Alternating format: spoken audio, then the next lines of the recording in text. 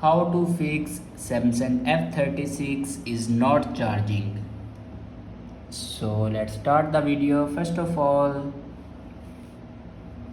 check your charger and cable works properly or not. If it doesn't work properly, then update a new one charger or cable. After update a new one charger or cable, then open settings.